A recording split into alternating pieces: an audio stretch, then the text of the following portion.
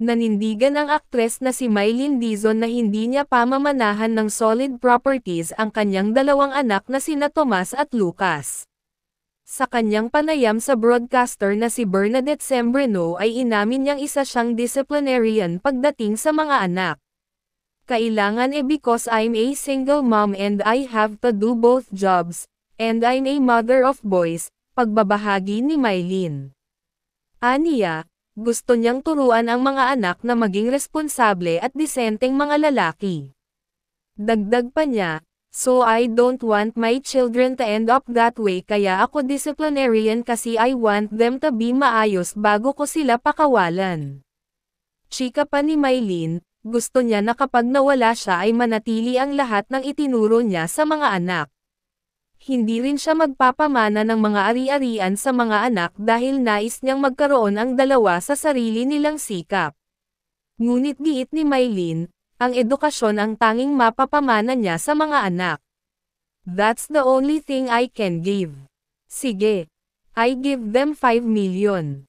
What are they going to do with that if they don't know what to do with it, to manage it, or how to handle it? Yun lang kaya kung ibigay literally, say ng aktres. Kahit nga ang kanyang beach house sa La Union ay ibibigay ni Mylene sa mga anak para matuto ang mga ito na magpursigi. Ano matututunan nila dyan? They will just run it through the ground if they don't have proper education. Lahat inaral ko. Magweldang, magkarpintero, magpinta, lahat yan inaral ko kasi baka ako na lang mag-isa dito, ako na lang gumawa niyan. I don't know. I keep on equipping myself with tools.